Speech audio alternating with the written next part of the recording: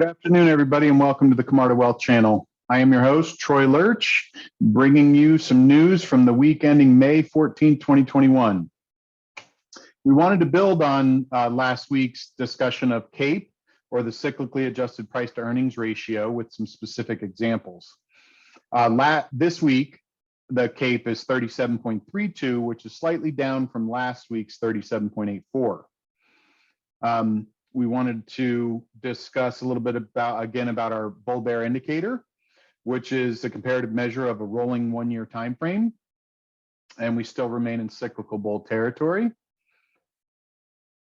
Counting up the number of our indicators that are up for U.S. equities, currently we have 3 out of 4 that are positive, so we did lose one last week. In the U.S. markets, the U.S. markets fell further from record highs as investors confronted clear signs of higher inflation, but a rally late in the week erased some of those losses. And the S&P 500 finished down -1.4, while the mid-cap S&P 400 finished down 1.7, and the Russell 2000 small cap finished down 2.1. In all of these groupings, value outperformed growth. In commodities, precious metals were mixed, but crude oil rose for the 3rd consecutive week.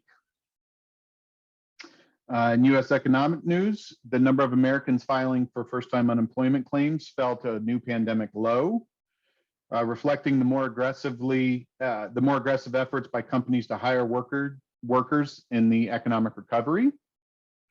This was the 5th decline in a row, which is a good sign. The number of job openings in the U.S. topped 8 million in March for the first time ever. Unfortunately, a record number of small business owners reported they were unable to fill positions, adding to the controversy over the enhanced unemployment benefits if it's encouraging scores of people to remain out of the labor force. Inflation numbers we mentioned earlier came out. So inflation in the U.S. soared to 13-year high in April. And the government reported that businesses cope with supply shortages and the rising cost of goods and services. The Consumer Price Index, or CPI, leaped 0.8% in April, matching the biggest monthly increase since 2009. Meanwhile, core CPI, which excludes often volatile food and energy companies, rose even bigger, 0.9%. That pushed the annual core inflation rate up to 3.3%. From 1.6, which is the highest level in 26 years. Last week, we discussed Dogecoin, a specific cryptocurrency. And this week, we're going to discuss cryptocurrency as a whole.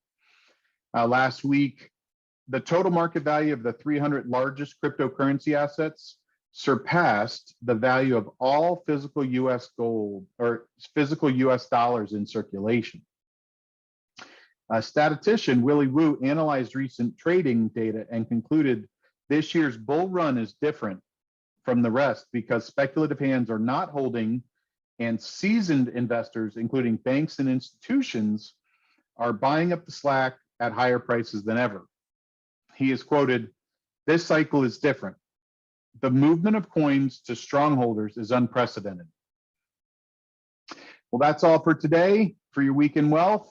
Thank you. Have a good week, and we'll talk to you next week. Bye.